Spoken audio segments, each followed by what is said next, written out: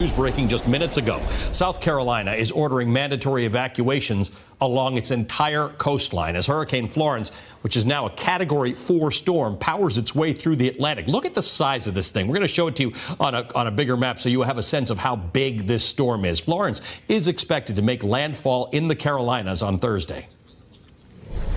At noon tomorrow, September 11th, I have already ordered the mandatory evacuation of all people in all of the evacuation zones. We do not want to risk one South Carolina life in this hurricane, so we're willing to suffer some inconvenience.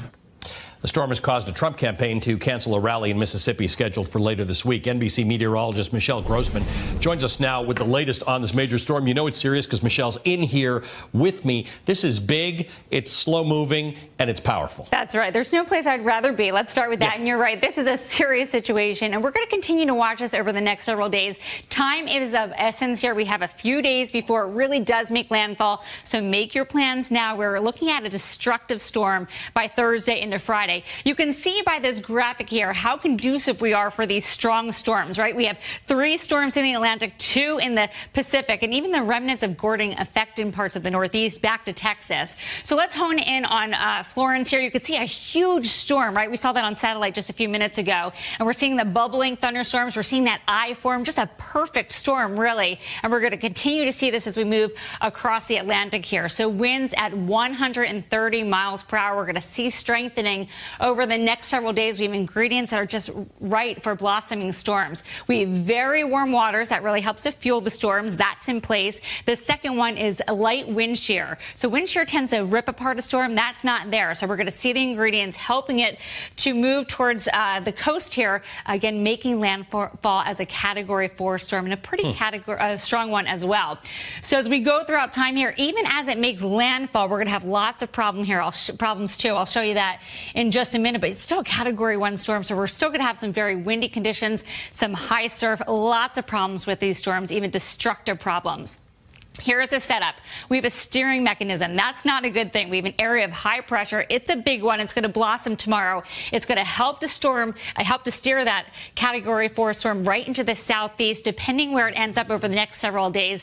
And then the second problem is that high to the north. So once it makes landfall, it's going to get stuck there. Kind of when you're out on the roadway, you get stuck or there's a wall. It's not going to be able to go anywhere. So it's really going to stall. It's going to sit and spin and just drop lots and lots of rain over the next several days. We're talking anywhere from 5 up to 15 inches of rain, even higher than that. So, Allie, we're not talking about snow. We're talking about rain. It just sounds like a lot of rain, and it will be. We're going to see some pretty bad flooding as we go throughout the next several days. And it doesn't end this weekend. We're going to see those problems into next week. So let's talk about the winds as well. That's going to be a problem where you see the pink, the highest winds. So Cape Hatteras, Wilmington, Raleigh, there you are in the pink, even down to Charleston. A little less, but still moderate for Roanoke, Charlotte, Charleston, some really big wind gusts, so keep in mind we could see some power lines down. We could see some trees down blocking roadways, so you want to get the water. You want to make sure you have the flashlights and batteries. This is the time to prepare. I can't urge that enough, right? We want to hope for the best, but we're really going to prepare for the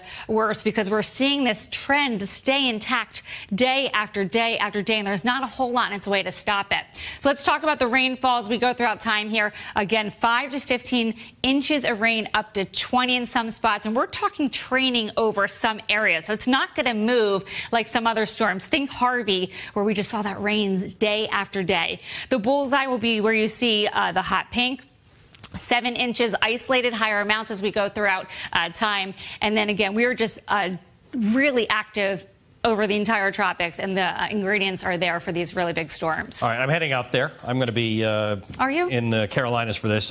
Worth noting, though, that Charlotte is within an area that American Airlines is going to start canceling flights now. That's what I think. You know what? My twin sister has a storm, has a flight on Thursday, and they're going to start canceling probably late tomorrow. Yeah, so everybody should be ready for that if you've got plans to go to the southeast.